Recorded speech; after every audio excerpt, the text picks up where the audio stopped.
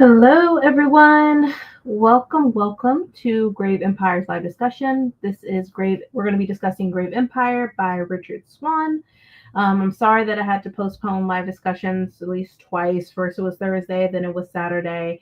I had an emergency Saturday, so I had to move it to today. So I'm sorry about that. I hope y'all don't mind. But I'm really excited to get to this book and talk to y'all about it. I have my thoughts about it and I have some feelings about it as well. But first, let's go ahead and I'll introduce you to the synopsis, which we'll do it this way. This looks better. Okay. So, for the synopsis, all right, it says, and this is from Goodreads, it's going to say, from a critically acclaimed author, Richard Swan, Grave Empire begins the epic tale of an empire on the verge of industrial revolution, where sorcery and arcane practices are outlawed and where an ancient prophecy threatens the coming end of days.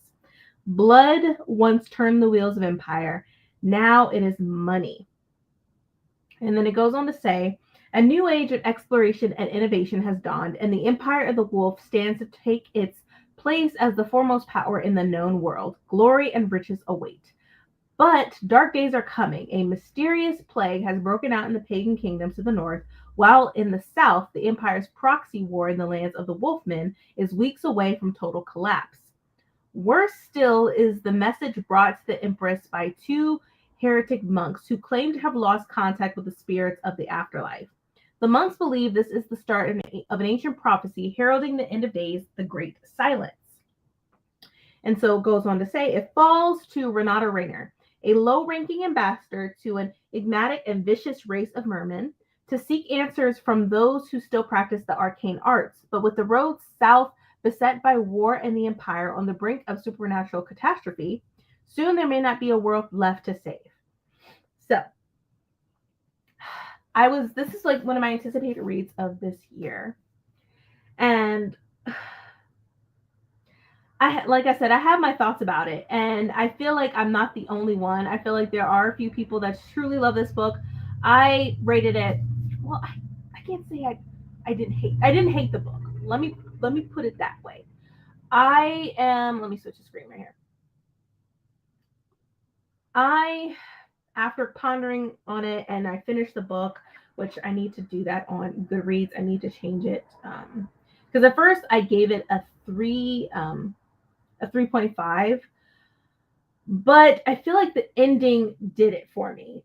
When I went to work and I thought about when I read and everything, and I'm like, this is actually pretty good. So instead of a 3.5, I'm giving it a 4-star, which I'm changing my ratings now on Goodreads and Storygraph. So I'm changing that up to reflect that. And give it a 4-star. There we go. So we enter this world. This is probably it's the same world from the Justice of Kings series, which after reading this book, I think that I want to get into that book. I'm curious to see how that one is. I know with the first book, the Justice of Kings, a lot of people didn't like it. It was slow paced or whatnot. But I feel like with high fantasy such as this, it's going to be a slow start, especially with how Richard Swan writes his books. And his writing style is really interesting, not in a bad way. It's something that I have to get used to. But we are introduced to Peter. Peter is one of the characters. We get different POVs. The main POVs is Peter, Kleist, and then we also get Renata Rayner, who once again is the ambassador, secretary ambassador, or whatever, low-ranking secretary ambassador. And we start with Peter. I talked about how, he's not really loved by his family. So he entered, the military there, the military or whatever in this world. But things start to happen as he's traveling when he's, with his group or regiment or whatever. He hears people screaming and he's like, what is going on? And so you have that.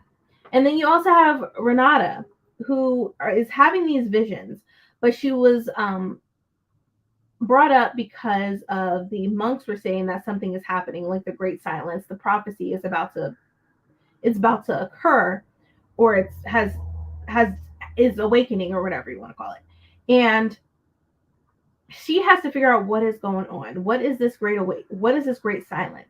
But also we get another point of view who I forgot his name already because he pissed me off. He's sexist to me. Um what is his name? Oldenburg. This is like a rich guy named Oldenburg. He has I wouldn't say his girlfriend, but pretty much friends with benefits, called Yelena, who she is a witch, and she pretty much takes advantage of her or whatnot. He they have there's a little bit of sex scenes in here between those two, and it talks about how problematic he is, especially when it comes to Yelena. He just uses her and treats her like crap when she's the one that's helping him and guiding him along the way. And with that, I was like, oh my gosh, this is a lot. This is craziness to me.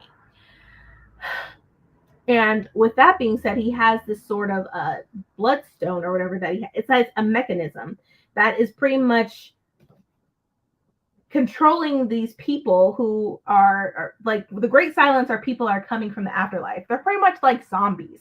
So I think when you think of this book, and when I thought of this book while reading it, I'm like World War Z type shit, and like zombie type of situations where, and like Dawn of the Dead situations. Like that's how creepy, and that's what like when I was reading this is the type of vibes that I was getting. And so I was like, what the hell is going on? And then with Peter, he's seeing someone being devoured and chopped to bits, and like his it was just weird. It was like somebody was playing doctor on this man, and he was still alive, especially after taking out his organs and then taking out his heart and stuff like that. I'm like, this is insane.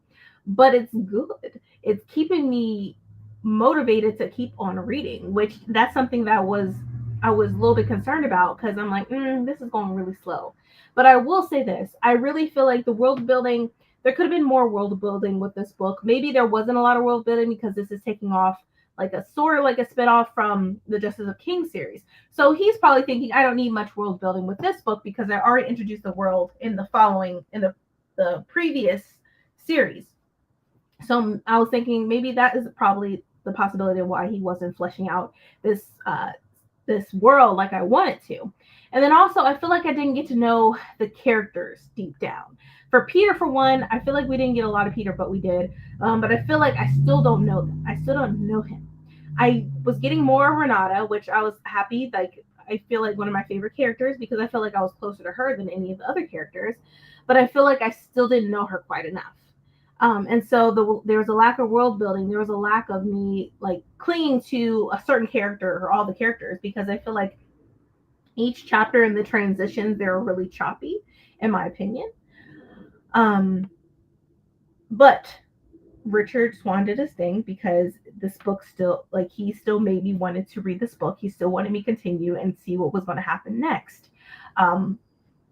Which, I mean, that is the job, right? To keep your readers, to keep turning the pages, and which is why I, instead of rating it 3.5, I gave it a 4, because it still had it still was intriguing to me, because I still wanted to know what was going on. And so, like, also I love like the creatures. You have the wolfmen, you have the mermen, who are called Stygians, and that's where I think for this particular book things were happening in the last 200 pages. You got to read through it, but the last 200 pages were on point, was like 100% good. Like, I loved them. I loved the action was there.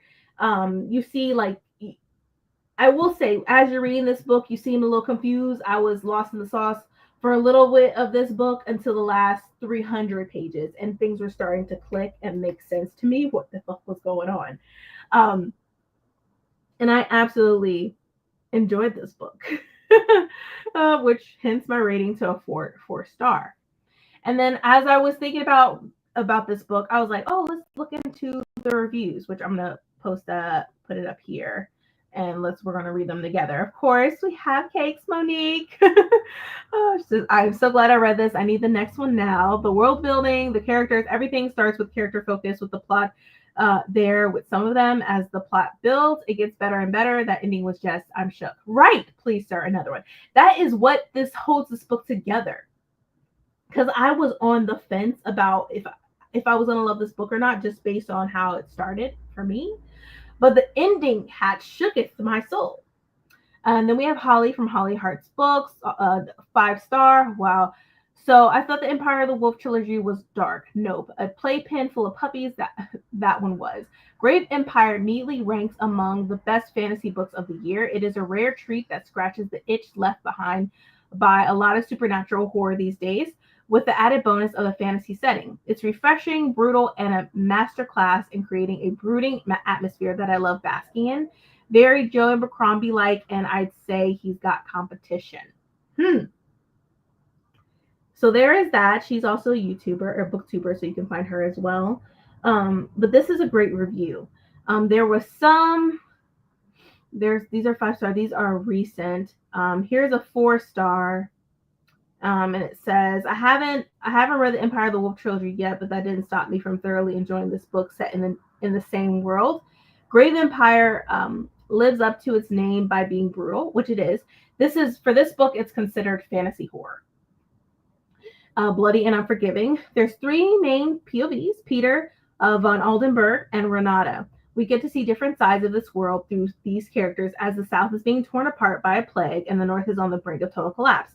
I love the setting of this book. It's like a mix of steampunk and arcane arts that's shifting from magic to industrialization. Yes. And this sort of it's definitely like Industrial Revolution. It's giving me historical type of vibes too.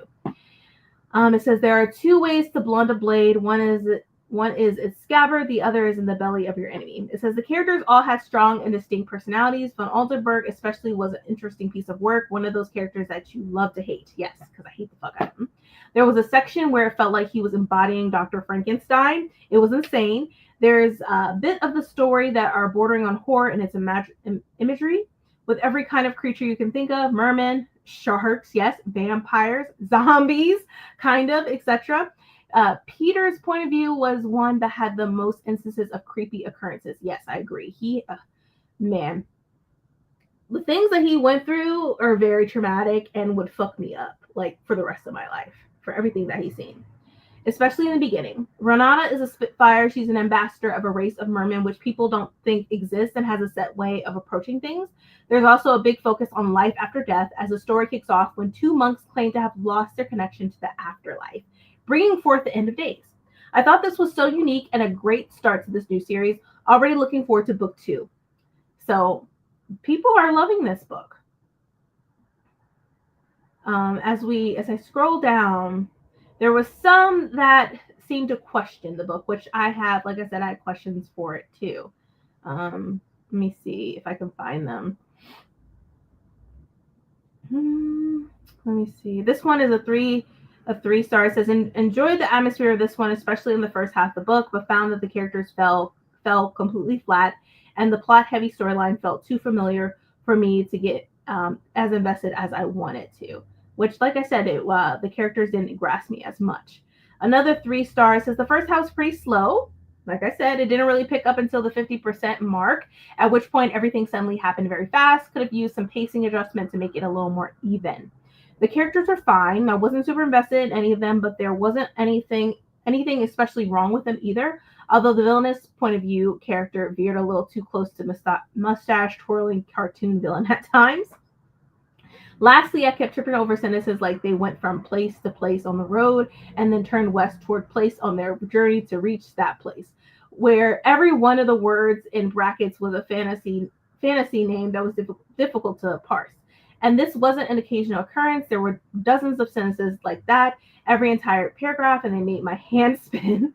I understand being enthusiastic about your world building, I really do, but stacking so many made up place names like that so often was very distracting to me, and also admittedly a little pointless. I don't care how pretty your fantasy map is, I'm not constantly flipping back to it to trace the roots of your character journeys. I like to be immersed in the story. Anyway, cool premise overall, and it certainly wasn't bad. Might pick up the sequel, which I'm looking forward to picking up the sequel. Once again, this book isn't too bad. Here's a one that's a 2-star. I tried. This book is all plot, no character.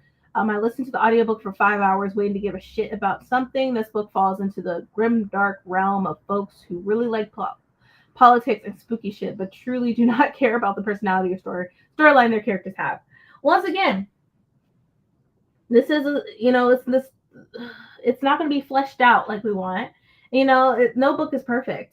I think that this review is brutal. Now this one says, "Why, Mr. Swan? Just why?" I was so looking forward to this book. I love the previous trilogy. Then you just had to include 2 married men. It had zero bearing on the story. What? Now some of you may wonder why I would DNF a book for such a small passing glance of a reference to a same-sex couple. The real question is, if it has no consequence to the story in any way, why would he include it if not the sole purpose of virtue signaling to the... Okay, I'm not even going to continue this. No, I'm not. Bro, just get over yourself. But overall, it's like some of the stuff is very valid. This is the stuff that I was talking about regarding the fantasy and how I wish it was more fleshed out. But then again, this is a spinoff from his other series. And from the reviews I read, they haven't even read the other series, and they really enjoyed this one. And I really enjoyed this one. I had made some notes in my phone, which I wanted to take part in. Let me see. And Renata goes through a lot too, especially she loses her her sister. But let me see. This was a page that I wanted to keep. I'm trying to remember where it leaves off. Sorry, y'all. Let me see. Okay, so this is talking about the mechanism from von Oldenburg. It's on 315. See if I can find it. And that's, during the pages 300s and more, that's when the shit started to get real. Let me see if I can find it.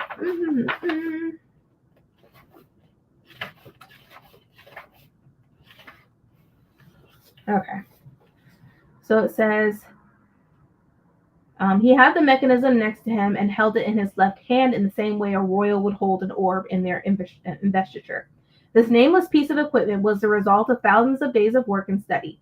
He knew that scientists at the university and the court of engineers were working together to create metal fluid mediums in which energy could be stored. It was these primitive experiments which had given him the idea to create this mechanism, his thaumaturgic equivalent. It was intended to harness and store the power of the afterlife in much the same way Kessler's had, and was a conduit, or rather it was supposed to be. It did not work and never had done. But he was convinced that his latest run of experiences in Drayland presented the key with which the mystery could finally be unlocked. And this is a mechanism that's controlling who I consider zombies at this point. It says the main difference between electrochemical energy and thaumaturgic energy to von Oldenburg's mind was that the former was constrained by the laws of nature, whilst the latter was not. The former dissipated and died, much like in the inefficient steam mechanism he had seen in the Royal Exhibition. Thaumaturgic energy was infinite and infinitely powerful and seemed predominantly bioethereal in nature, a term which von Oldenburg had concocted himself and which he was desperate to share. A great source of his frustration came from what he considered to be his unrecognized, and thanks to the law, unrecognizable genius in this cutting-edge field. So it was this mechanism that is controlling these zombies. But eventually Yelena, the witch, she took it from him. And then, let me see if I can read the next page. It goes on to like the process of it, let me see, of the book. It says like the process, instigation, and then which is the first step. Second step is intermediate stage. Third step, further transmission. Fourth step, warding. The fifth step, enthrallment. It says Vankins can be enthralled post step 1B with a graphic binding applied directly to skin. So there was instructions regarding making this mechanism. So there was that. Let me see. There was another thing that I wanted to talk about regarding Renata and her part.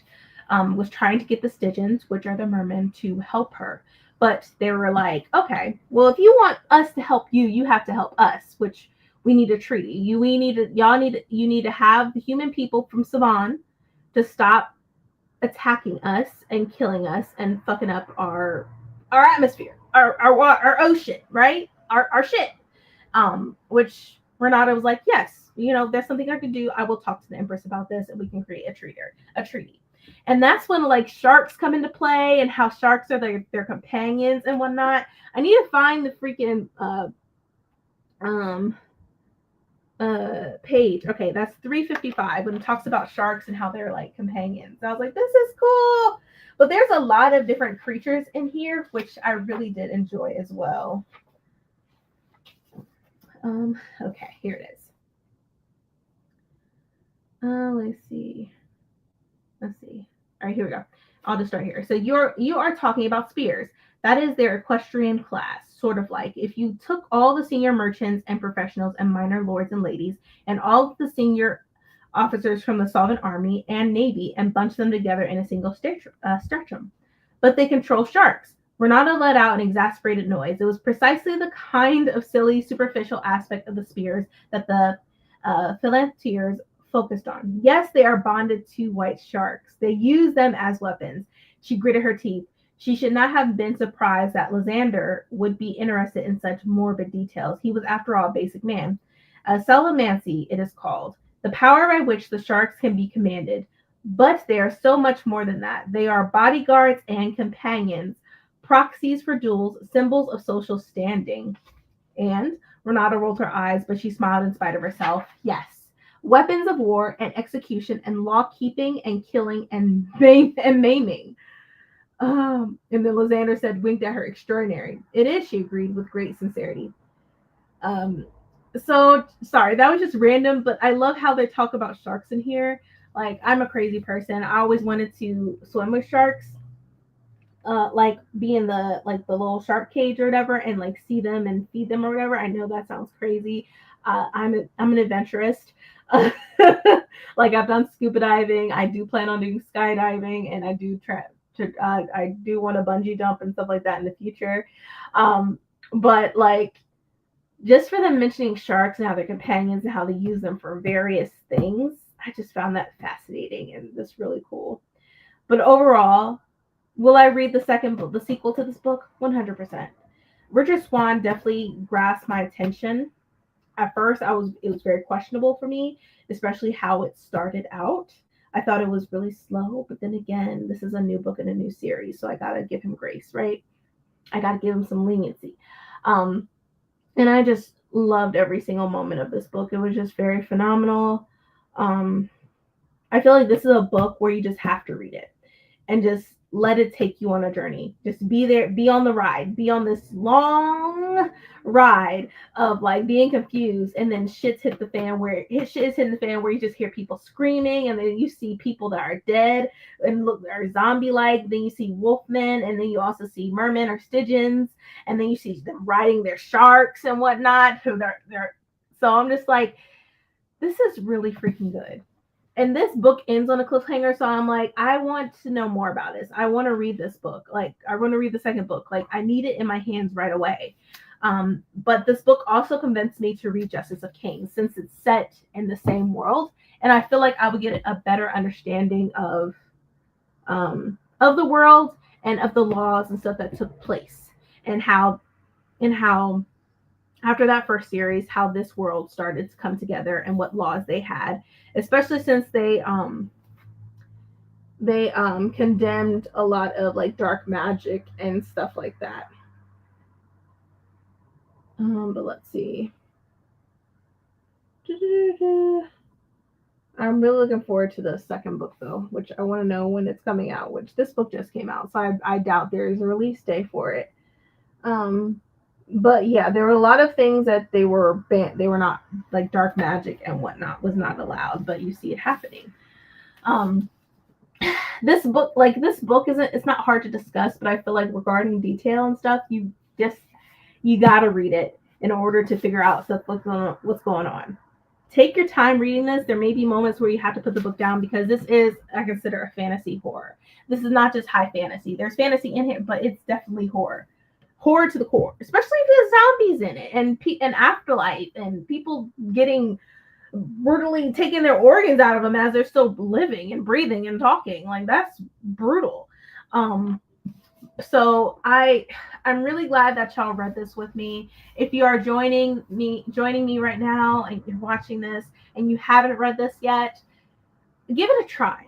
Um, before I got this in the mail, I just borrowed it from my local library to support my local library, but also just to see if I would like it or not. Because if I wasn't gonna like it, yeah, I don't know what I was gonna do with this. But I love it, so I'm glad that I got this. Um, but I really enjoyed this book. This was really good. I definitely is going to be on my top reads for 2025. I think I'm making a list, but overall, it was just really good and just spot on. I don't know if there's anything else I can speak on about this book. I feel like in sprints or whatever, y'all will let me know your thoughts as well. Um, but overall, I enjoyed this. And then also regarding Peter, I just felt for him. Like with him writing his letters to his dad, and then we find out that his dad has been dead. It's just that was crazy to me. But then again, he's doing this for his own comfort because he feels like his dad was the only person that truly loved him, and he's gone. And you still have this other family that really don't give a shit about him from what he was saying about his family.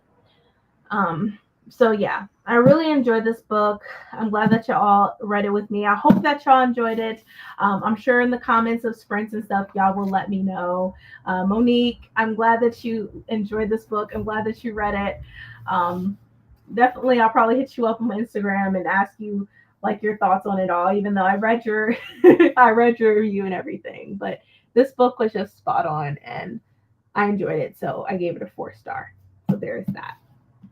But that is it, you guys. Thank you so much for joining me for my live discussion for Grave Empire. Our next live discussion will be Watermoon, which will take place next month. I'm hoping it'll take place. I'm gonna give it the second or third week will be the live discussion. I'll create the link and everything for that, so that way you all will be prepared and ready. But once again, thank you all so much for joining me for this live discussion, and I will check you out next time with Watermoon. So have a good night, everyone. Bye.